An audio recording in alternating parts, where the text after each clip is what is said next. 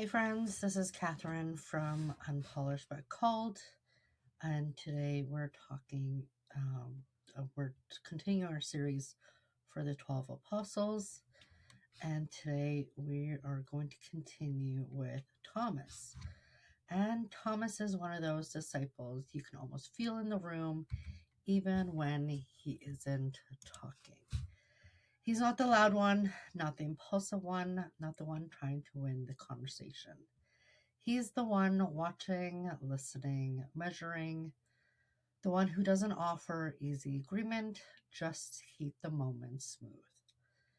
He's often remembered for one famous struggle, but today we're going to start where his story actually starts, with the way he walked with Jesus when things were still unfolding, when faith was being formed day by day and loyalty meant showing up even when you didn't have every answer neatly tied up. Thomas had the temperament of a man who took truth seriously, not casually, not sentimentally, not as a comforting idea you keep on a shelf and glance at when life gets hard. Truth for Thomas was something you built your life on, or not at all.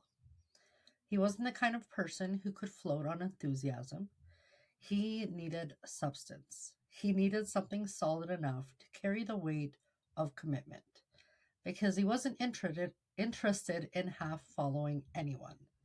When Thomas gave his loyalty, it came with his whole self. That's why he's so easy to misjudge. People often confuse carefulness with coldness. They confuse quiet with distance. They assume anyone who isn't loudly expressive must be less devoted. But Thomas wasn't less devoted. He was devoted in a different key. If Peter was the crushing cymbal and John was the steady melody, Thomas was the drumbeat underneath it all. Not showy, but essential. He didn't need to be noticed to be faithful. Thomas would have been the kind of disciple Jesus could trust with hard truth. Not because he was tough, but because he was honest. A person like Thomas doesn't benefit from pretending. He doesn't gain anything by agreeing quickly if he isn't convinced. He doesn't perform understanding. If he didn't get something, he wouldn't fake it. He would sit with it, turn it over, let it challenge him until it made sense. And that kind of heart and that kind of mind is exactly the kind of soil where deep faith grows. We don't get endless pages of Thomas speaking, which in itself tells us something. He wasn't constantly trying to insert himself into the moment. He wasn't fighting for a spiritual spotlight. He didn't need to be the favorite or the loudest or the most impressive. His discipleship didn't run on attention. It ran on commitment. But when he did speak during Jesus' ministry, you can sense his character immediately.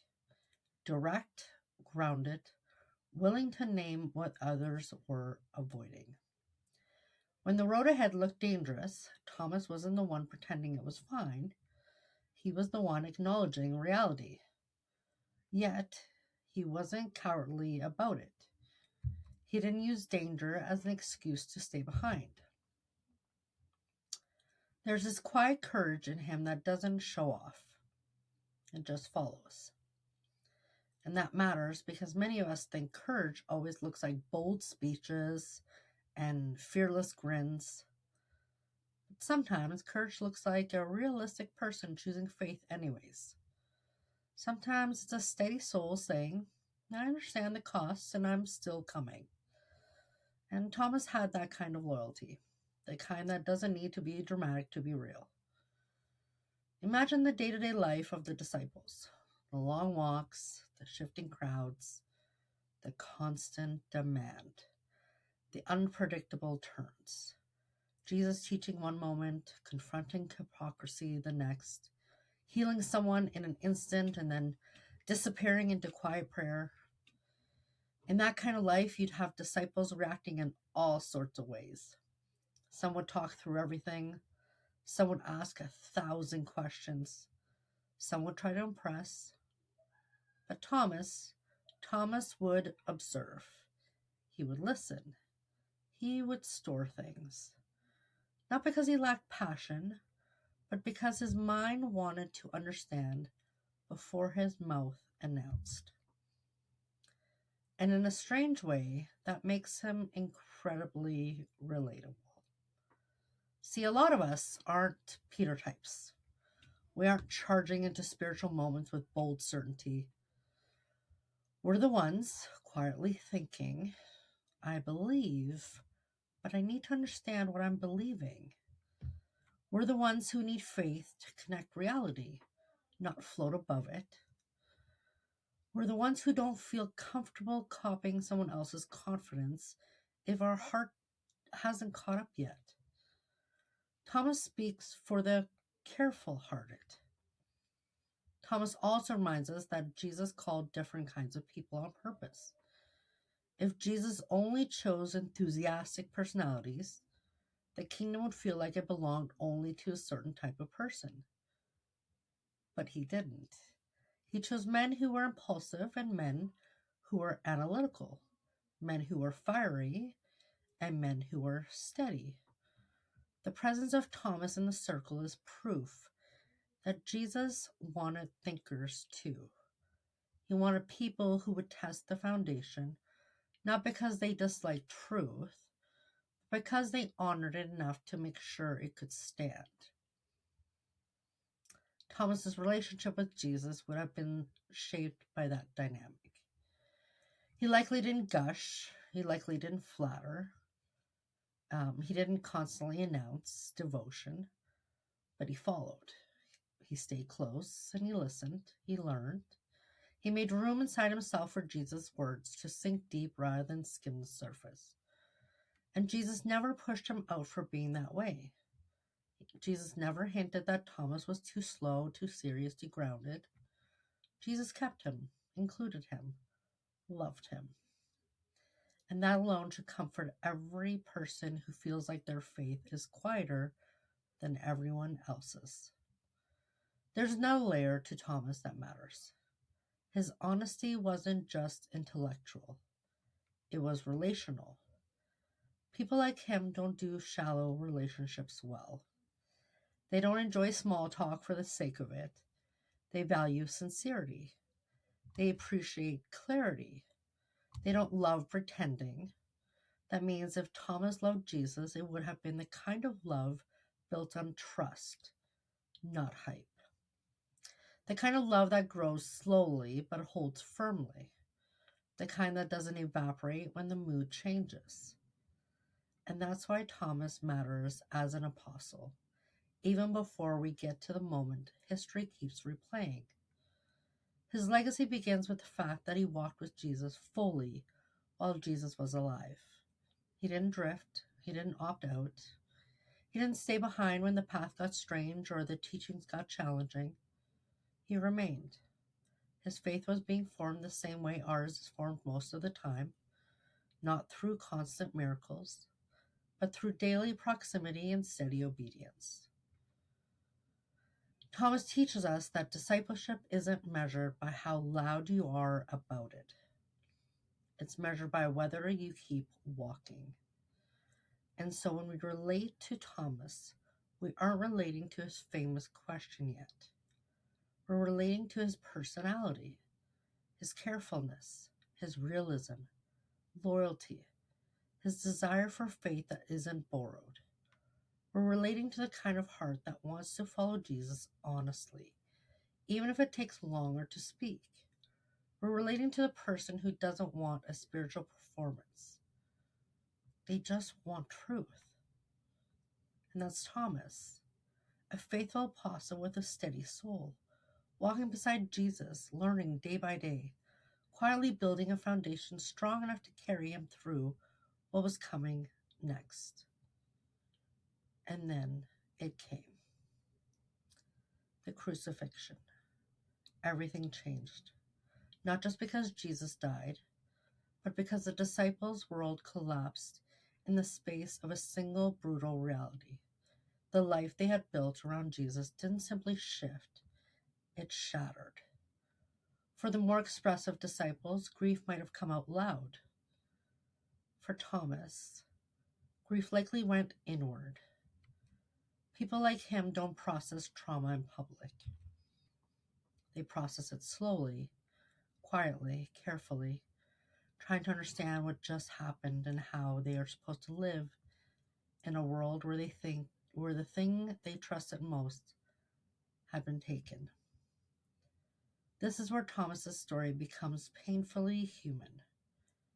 Because when people talk about him later, they often reduce him to stubbornness. But if you've ever lost something you deeply believed in, you understand that your heart becomes cautious afterward. Hope feels risky. Trust feels expensive. You don't want to open your hands again just to have everything ripped away a second time. Thomas didn't refuse belief because he didn't love Jesus. He struggled because he loved Jesus enough that losing him broke something inside him. He wasn't guarding his pride, he was guarding his heart. So when the others began saying Jesus was alive, Thomas couldn't simply ride on their excitement. He needed to know. Not because he enjoyed being difficult, but because he couldn't handle false hope. If this resurrection wasn't real, if it was only grief talking, he didn't want to build his heart on it and shatter again. That's why he needed proof before praise. Praise without certainty would have felt like pretending, and Thomas didn't do pretending. And here's the thing that should stop us in our tracks. Jesus didn't punish him for that need. Jesus met him there. He didn't dismiss him as less faithful. He didn't throw him out of the circle. He didn't say, "You missed your chance." Jesus answered Thomas with presence. That matters for us because most of us have had moments where faith feels too fragile to speak confidently. We've had seasons where the world hurt too much and hope felt too dangerous. We've had times when we wanted to believe, but we needed reassurance that we weren't clinging to a story just to survive the pain. Thomas gives language to that experience without shame.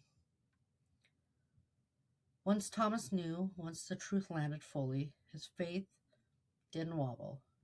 People who come to faith through honesty often become the most grounded believers. Their devotion isn't fueled by mood, it's fueled by conviction.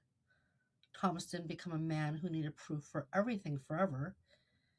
He became a man who had met truth so personally that he could now carry it outward. After the resurrection, the disciples were sent. The faith wasn't meant to stay in a private circle of friends. It was meant to move into the world. Tradition says Thomas traveled far east, carrying the gospel into regions where faith would take root deeply. India, in particular, preserves a strong tradition of Thomas's ministry there.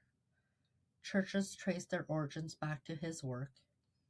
People remember him not as doubting Thomas, but as the apostle who brought the message of Jesus and stayed long enough for it to plant itself in real communities. That's a stunning legacy for a man history tried to reduce to a single moment of hesitation. His life after grief became a life of purpose. His story didn't end at the question. It continued into courage, endurance, and faithful mission. His death, like many apostles, is remembered through martyrdom. Accounts vary, but the consistent thread is this: Thomas did not abandon the faith that had been proven true to him. He carried it to the end. The man who refused to fake praise ultimately gave his life for the truth he had once feared was too good to be true. And what we can learn from him, what we can relate to, is this: faith that grows slowly can grow deep. Faith that asks honest questions can become unshakable. Faith that refuses to pretend is often the faith that endures. Thomas reminds us that Jesus does not reject careful hearts. He calls them, keeps them, meets them, and he strengthens them, and of course, uses them. Thomas is important because he proves something many of us quietly fear isn't true: that you can follow Jesus sincerely without having instant confidence, that careful faith isn't inferior faith, that needing reassurance doesn't make you a failure, it makes you human. His life reminds us that Jesus doesn't demand a performance, he invites a relationship, and relationships grow through honesty. So thank you for spending this time with me today. If this episode helped you, encouraged you, or made you feel a little less alone in your questions, I'm grateful you were here. Make sure you follow on Facebook or subscribe so you don't miss the next episode in this Apostle series. You can listen to this episode and find more resources on my website at kathrinshaffer.com. And remember, this podcast will always stay free for your listening enjoyment. And if you ever want to support, if it falls on your heart to support whatever I'm building here, no pressure, no guilt, just simply a way to keep this going, you can do so on my website. Until next time, keep walking. Even slow steps still count.